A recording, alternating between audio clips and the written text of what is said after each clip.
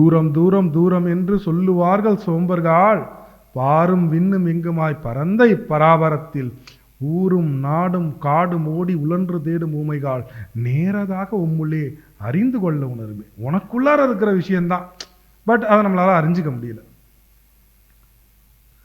So நல்லவன் கெட்டவனை எப்படி பகுத்து பார்க்கணும்? ரொம்ப சிம்பிள். முதல்ல நான் எனக்கு நல்லவனா இருக்கணும். எனக்கு நல்லவனா இருக்குன்னா முதல்ல என் உடல் இருக்கு, என் மனதிற்கு நான் துரோகம் பண்ணக்கூடாது. என்னால் என்னுடைய உடலோ என்னுடைய ஆத்மாவோ என்னுடைய மனமோ துன்பப்படக்கூடாது. இதுதான் நல்லவனுக்கான முதல் இலக்கணம். ரெண்டாவது, என்னால் என்னுடைய செயலால் என்னுடைய வார்த்தையால் என்னுடைய நடத்தையால் இன்னொரு ஜீவன் துன்பப்படக்கூடாது. இந்த ரெண்டு கேட்டகரியில எவன் இருக்கானோ அவன் மட்டும்தான் நல்லவன். இப்ப கையை தூக்குங்க, நல்லவன். இந்த பொய்யா கையை தூக்குனீங்கன்னா திருப்பி ஸ்டேஜில் ஏற்றி நான் பல கேள்வி கேட்பேன். ஏன்னா யாருமே கிடையாது, அது எனக்கு தெரியும். ஏன்னா உங்களால் கடுஞ்சொல் பேசாமல் இருக்க முடியாது. உங்களையும் தாண்டி ஒரு வார்த்தை உங்கள் பெற்றவங்களையோ அல்லது கூட இருக்க உங்கள் ஃப்ரெண்டை கூட திட்டிருப்பீங்க, அங்கேயே நீங்கள் தோத்துட்டீங்க, நீ நல்லவங்க கிடையாது. ஏதோ ஒரு சூழ்நிலத்தில் ஒரு இரிட்டேஷன் வந்திருக்கும், டக்குன்னு இப்போ கூட இருக்கும், இல்லை ஒரு மனுஷன் நான் யான்னு கேட்டிருப்போம். நீங்கள் அந்த வார்த்தையை பயன்படுத்தினா கூட நீங்கள் நல்லவங்க கிடையாது. அப்போ நல்லவன் என்ன பண்ணுவான்? செவனேன்னு போய் சமாதியில் உட்காந்துக்க வேண்டியதான். ஏன்னா நல்லவனால இங்கே வாழவே முடியாது, இதுதான் உண்மை. நல்லவனாக இருந்து வாழ்ந்தோன்னா அப்புறம் கல்லால் அடி வாங்கணும், சொல்லால் அடி, ஃபஸ்ட்டு சொல்லால் அடி வாங்கணும், அப்புறம் கல்லால் அடி வாங்கணும், அப்புறம் ஸ்லோ பாய்சன் வைப்பாங்க, அப்புறம் துப்பாக்கியால் சுடுவாங்க, அப்புறம் சிலுவையில் அறைவாங்க. இதெல்லாம் நல்லவனுக்கான இந்த உலகத்தில் கொடுத்து. ஏன்னா நல்லவன் ரொம்ப கம்மியாக இருக்கான், கெட்டவன் ஃபுல்லாக இருக்கான். அதனால் நல்லவனை கெட்டவன் யாரும் ஏற்றுக்க மாட்டான். அப்போ கெட்டவன்லாம் சேர்ந்து என்ன பண்ணிடுறான்? டே நம்ம 1000 பேர் அவன் ஒத்தான் தூக்கி அடுறா சிலுவையில் அப்படின்னா. நபிகள் நாயகம் சொல்ல கல்லாலே அடிந்தால் என்ன புதுசாக இதை ஒன்று பேசுகிறான், தேவையில்லாமலாம் நம்ம கன்ஃபியூஸ் பண்ணுறான்னு அந்தால கல்லாலேயே அடித்து துரத்துனான். வள்ளல் பிரான் ராமலிங்க சுவாமிக்கு அதே கதை தான், கருங்குழியில் கல்லாலேயே அடித்தானுங்க. என்ன புதுசாக நீ சொல்கிற? நாங்கள் பாட்டிக்க வருஷம் ஒரு தடவை தான் கரிசோறு போடுறானுவோம், நாங்கள் முனீஸ்வரனுக்கும் வீரனுக்கும் ஒரு ஆட்டை வெட்டி நாங்கள் அப்படியே ஊரே சாப்பிட்டு நிம்மதியாக இருக்கோம். நீ சிறுதெய்வ வழிபாடு கூடாது, புலால் மறுக்கணும், இதை வெட்டாதன்னா பார்த்தான், இது டேஞ்சராக இருக்குது, இவரை விடக்கூடாதுன்னு கல்லாலே அடித்தான். அப்புறம் கடைசி கட்டத்தில் ஸ்லோ பாய்சன் வச்சான். பாய்சன் வச்சானுங்க, வள்ளலாக இருக்குது. இந்த கதைலாம் வெளில வரல. பாய்சன் வச்சதுக்கு அப்புறம்தான் வடலூரை விட்டுட்டு அவர் மேட்டுக்குப்பம் போனது. சில உண்மையான அன்பர்கள் காப்பாற்றி ஐயா வளைச்சிட்டு போய் அங்கே வச்சு அப்போ தான் முடிவு பண்ணார், ஐயே இதுக்கு மேலே எனக்கு இங்கே நாட் இன்ட்ரெஸ்டட், இந்த உலகத்தில் இருக்கிறதுல எனக்கு உடன்பாடு. அவர் நினச்சிருந்தா செத்தாரை எழுப்பும் மருந்தொன்று கண்டேன்னு பாடின மகான் அவர் சாவாரா? அவர் இருந்தார்னா இன்ன வரைக்கும் இருக்கலாம்ல அதே தேகத்தில். அவர் ஒளி தேகம் ஆயிட்டாருல்ல, அவர் நிழல் சரீரம் கிடையாது. நிழல் சரீரம் வள்ளலார் மட்டும் இல்லை, வள்ளலாருக்கு முன்னாடியே பல மகான்கள். வள்ளலார் மட்டும்தான் ஒளிவுடல். ஏன் அப்புறம் ஹிமாச்சல் பாபாஜி பரம்பரையில் லாகிரி மகாசாயர் ஒளிவுடல் இல்லையா? யுக்தேஸ்வர் மகா குருஜி ஒளிவுடல் இல்லையா? பொய் பேசக்கூடாது. ஆன்மீகம் அவரும் அடைந்தார், இவரும் அடைந்தார், நீங்களும் அடையலாம். இதுதான் ஆன்மீகம். அவங்க அடைஞ்சாங்க, அந்த ரகசியத்தை வள்ளல் பிரான் கத்துக்கிட்டாரு, அவர் அடைஞ்சாரு. அந்த ரகசியத்தை நீங்க கத்துக்கிட்டா நீங்களும் அடைய போறீங்க. எல்லாருக்குமே இந்த மனித உடலுக்கு இவ்வளவு வாய்ப்புகள் இருக்கு.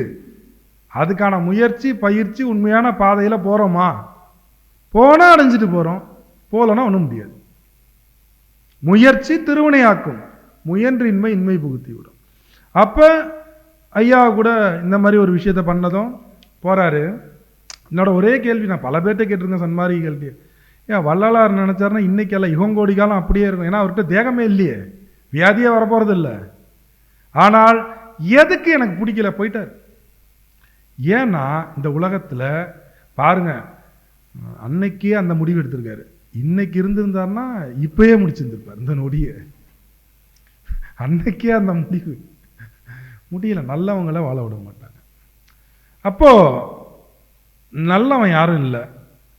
அப்புறம் எப்படி பகுத்து பார்த்து அவங்களுக்கு உண்டானதை கொடுக்கறது? அங்கதான் ஒரு தர்ம சங்கடமான சூழ்நிலை வந்துச்சு. அதனாலதான் நம்மளோட நிகழ்ச்சியை நான் ஒரு 3 கேட்டகரியா பிரிச்சேன். அற்புத சித்தர் சிகிச்சை, ரகசிய சித்தர் சிகிச்சை, சூட்சம சித்தர் சிகிச்சை, ஒரு 3 கேட்டகரி பிரிச்சேன். நான் ஃபர்ஸ்ட்ல எனக்கு அதெல்லாம் இன்ட்ரெஸ்டே கிடையாது. என்னோட இன்ட்ரெஸ்ட் என்ன தெரியுமா?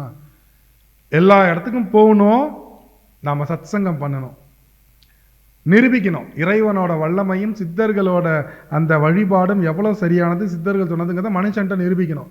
உங்களுக்கு எனக்கு எந்த தொடர்பும் கிடையாது. நீங்க அப்படியே ஓடி போயிடுங்க, நான் அப்படியே அடுத்த ஊருக்கு போயிடுவேன், நான் அப்படியே போயிடுவேன். நான் பிளான் பண்ணதே இதுதான் இந்த உலகத்துல.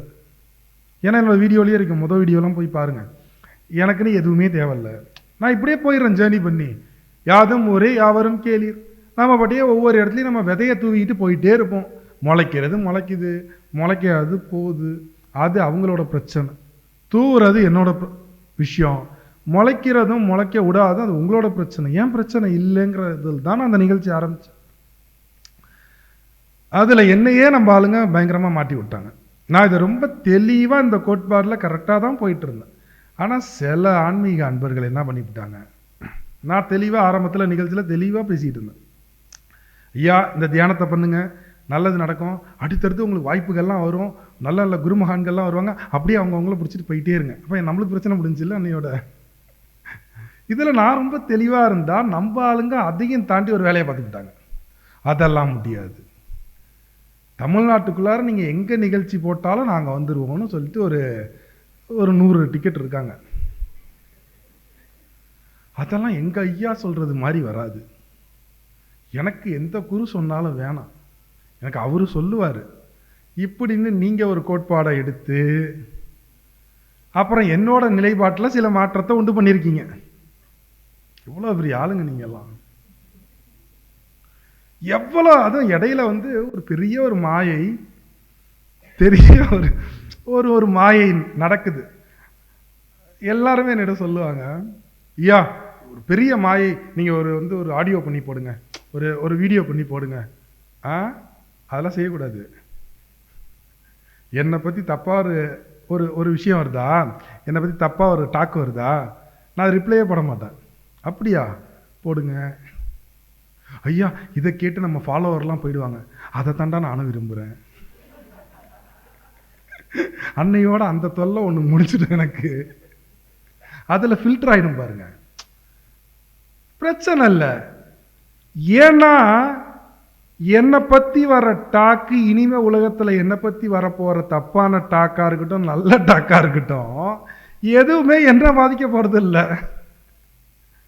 அப்போ செக்கு எனக்கா உங்களுக்கா? எனக்கு எந்த செக்குமே கிடையாது. செக்கெல்லாம் உங்களுக்கு தான் வச்சுக்கிட்டு இருக்கான் இறைவன். மாயை உங்களுக்கு. அந்த மாயை உடைத்து நீங்கள் என்னை ஃபாலோ பண்ணலாம். என்னோட கருத்தை என்ன என்ன இல்லை, என்னோட கருத்தை ஃபாலோ பண்ணலாம். அந்த மாயையில் சிக்கி நீங்கள் ஓடிடலாம், அது உங்களோட விஷயம். எனக்கு அதை பற்றி எந்த ஒரு இதுவுமே கிடையாது. அதனால தான் நான் எந்த ஒரு எதிர்ப்பு டாக்கோ நான் எதுவுமே போடுறதில்ல. கூடையே சுற்றி இருந்துச்சிங்கள ஒரு குரூப்பு, அதில் பெரிய ஆச்சரியமாக இருக்குது. ஞானி பிருந்தாவனர் ஞானம் அடைந்தார், எப்படி நிரூபிக்கலாம்? ஞானம் அடைஞ்சாச்சு, நிரூபிக்கணும்ல. சும்மா நம்மளே சொல்லிக்கிறதா, நான் ஞானி நான் ஞானி. இப்போ எல்லாம் சொல்லி தெரியுறானுங்களே, நான் தான் சிவவாக்கியர் புத்திரன், எனக்குள்ளார சிவவாக்கியர் இறங்கி பேசுகிறாரு, போகர் இறங்கி பேசுகிறாரு, அகத்தியர் இறங்கி பேசுகிறாரு, நான் தான் அருள்வாக்கு சித்தன். எனக்கு புரியல, அகத்தியருக்கு வேறு வேலை இல்லையோ? அகத்தியருக்கு உங்களெல்லாம் அருள்வாக்கு சொல்கிறதா வேலையா? போகருக்கு என்ன வேலை இல்லையா? தெளிவாக நான் சொல்கிறேன், போகரோட வம்சாவளியில் தோன்றிருக்கக்கூடிய ஞானம் பெற்ற ஒரு ஞானி மட்டும்தான் ஞானி பிருந்தாவனர். நான் போகர் அல்ல. அவங்கெல்லாம் பூரணத்தை அடைஞ்சிட்டாங்க. பூரணம் கண்டோர் பூமியிலே வர காரணம் இல்லையடி குதம்பாய், காரணம் இல்லையடி. எப்படி? பரிபூர்ண நிலையை அடைந்த போகரோ அகத்தியரோ இங்க திருப்பி வரப்போறதே கிடையாது. இது தெரியாம எனக்கு அகத்தியர் காட்சி கொடுத்தாரு, போகர் காட்சி கொடுத்தாருன்னா மாயை இது. பட் இறைவன் ஒரு வாக்கு கொடுத்தாரு, பரமாத்மாவா கிருஷ்ண ரூபத்துல பரமாத்மாவா ஒரு வாக்கு கொடுத்தாரு, நீ என்னவா என்னை காண எண்ணுகின்றாயோ யாருக்கு வாக்கு கொடுத்தாரு? அர்ஜுனன் போன்று ஐம்புலங்களை அடக்கி. எல்லாருக்கும் நமஸ்காரம். மனசு அடங்குறது தான் தியானம் படிச்சிருக்கேன். But just in his presence, அவர் ரூம்குள்ளே வந்த உடனே மனசு அடங்குறது. So he's more divine and guru than any other experience I've had in my life.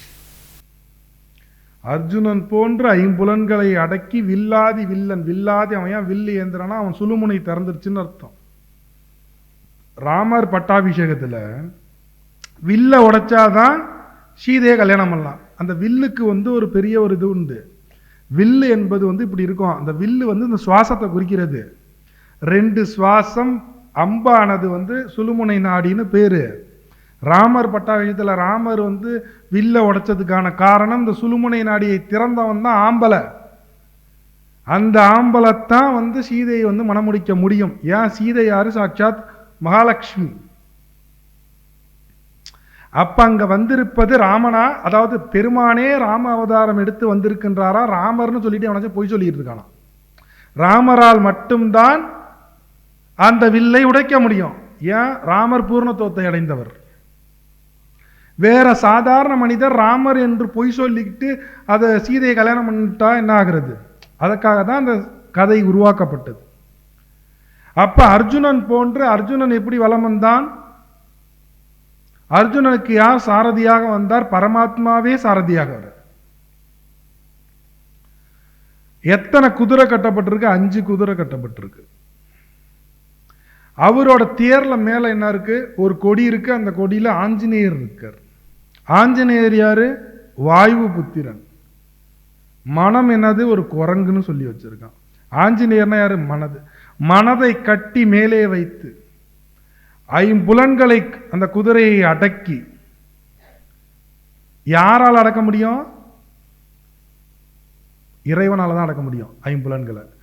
அப்ப இறைவனே சாரதியாக அந்த இடத்துல ஐம்புலன்களை அடக்கி தராரு.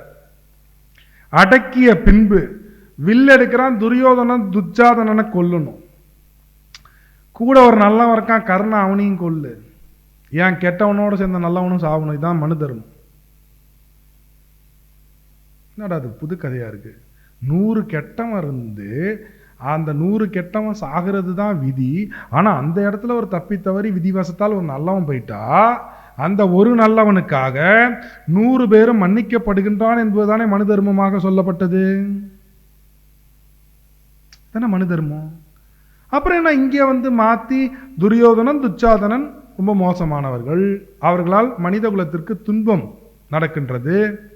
அங்க ஒரு நல்லவன் தானே இருந்தான் கர்ணன். ஆனால் கெட்டவனோட சேர்ந்த நல்லவனையும் கொல்லுன்னு மனு தர்மத்தையும் இங்க மாத்திட்டாரே பரமாத்மா. இன்னைக்காச்சும் சிந்திச்சிருக்கோமா அந்த கதையெல்லாம்? இப்படியும் சொல்லி வச்சிருக்கான், இப்படியும் சொல்லி வச்சிருக்கான். அப்ப நம்ம எப்படி வாழ்றது? பைத்தியக்காரனா வாழ வேண்டியதுதான்.